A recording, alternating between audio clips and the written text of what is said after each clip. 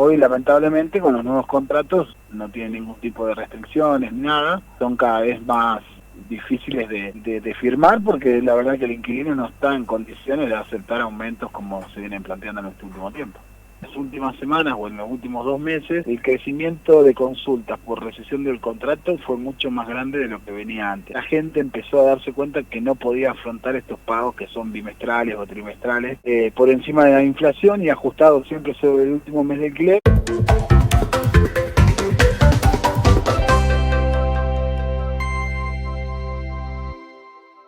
Con el presidente de la Asociación de Inquilinos de la provincia de San Juan, Víctor Hugo Bazán, a quien ya saludamos. Víctor, bienvenido, buenos días. Lucía Velázquez te saluda. Hola, Lucía. Víctor, te llamamos para preguntarte acerca de lo que están atravesando todas las personas que tienen que alquilar, porque bueno, no tienen una vivienda propia, pero bueno, hay como ciertas cuestiones que tienen que ir sorteando, digo, cuando tienen que pensar, porque se les subió el alquiler y piensan, bueno, que mudarse podría ser una opción. Pero cuando empiezan a analizar esa opción, empiezan a encontrarse con diferentes problemáticas, porque tienen que afrontar otros gastos como depósito, bueno, ya no los dirás vos, pero después, bueno, otros gastos como tener o dejar ese inmueble en condiciones como los recibieron, porque bueno, así se lo piden. Después, desinstalar un aire acondicionado también es otro coste. Instalar ese aire acondicionado en otro lugar también es otro costo. Entonces, cuando empezamos a depurar todas esas situaciones, y bueno, es todo un tema. Pero bueno, quiero que nos cuentes vos sobre la situación de los inquilinos.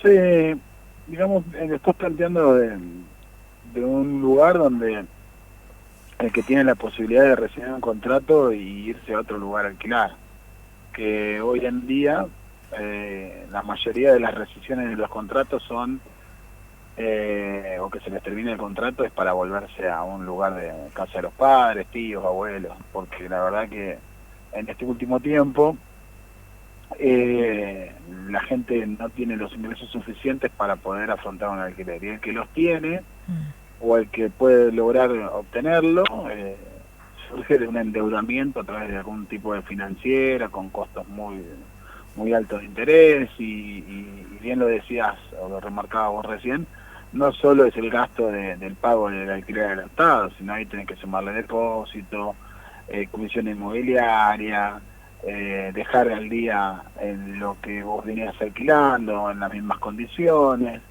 Y bueno, y encontrarse después con un lugar nuevo donde tal vez haga falta trasladar aire acondicionado, flete, alguna boletita que a veces queda del inquilino anterior, y bueno, y sumado a esto, donde hoy lamentablemente con los nuevos contratos de alquiler que no tienen ningún tipo de restricciones ni nada, son cada vez más difíciles de firmar porque la verdad que el inquilino no está en condiciones de aceptar aumentos como se vienen planteando en este último tiempo.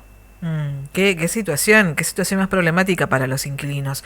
Repasábamos también los números inflacionarios, los números que nos ha compartido el INDEC recientemente, que es un 2,7%, pero digo, esa baja de la inflación que están celebrando desde el gobierno nacional no coincide, digo, con el descontento que reina en las calles, con el descontento social. Yo creo que cuando se habla de estos números, ¿no?, que habría que preguntárselo a un inquilino si realmente esos números son los que él está percibiendo. O fíjate que te hablan de un 2, y pico por ciento y el índice de alquiler, no de alquiler, sino los aumentos de alquileres en este último mes fueron de los 12, casi del 12%. Entonces no le puedes decir a un inquilino, sí, subió un 2,7, mentira. Por el otro lado, a esto le tenés que sumar lo que te mencionaba con anterioridad. Nuevamente los impuestos ahora los paga el inquilino. También a esto le tenés que sumar los aumentos de la luz, del gas, del agua. Y a su vez, el aumento grave que tenés también dentro del consumo cotidiano. Recién acabo de venir de una carnicería preguntando un precio y me decían que hoy estaba ese precio y que a la tarde aparentemente volvía a subir la carne, por lo menos en el lugar donde fui. Entonces, cuando vos te hablan de esos porcentajes, la realidad mata el relato, digamos. Por más que se insista en decir que la economía en ese sentido está detenida, Sí. la verdad es que cuando uno ve el día a día, cada vez le rinde menos el ingreso y no acompañan a las necesidades básicas que necesita una persona para vivir, y más que nada una inquilina, digamos. No solo el salario que uno percibe tiene que estar destinado a pagar el alquiler, sino hay otras cosas dentro de una familia, como por ejemplo comer, mandar a tus niños a la escuela, no sé, tener un día por lo menos para salir a tomar un helado.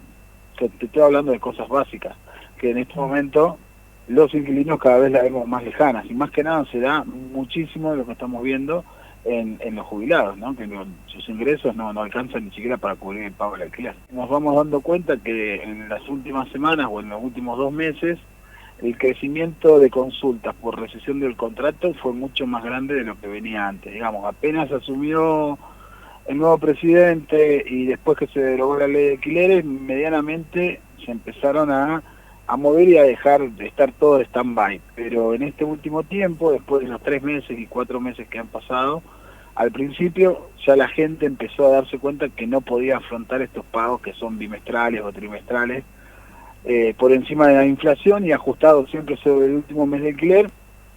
Entonces lo que hace a vos que en 6 meses o en 9 meses ya te veas casi imposibilitado de poder pagar lo que venías pagando en principio cuando asumiste este contrato de alquiler. Entonces las recensiones son muchísimas las que se piden, y el problema está en que nosotros cuando consultamos qué van a hacer, lo que siempre te dicen es o buscar un alquiler mucho más económico que no hay, pero eso es causal de un hacinamiento que es preocupante. Y por el otro lado también es irse a vivir a la casa de los padres o familias con alquileres compartidos.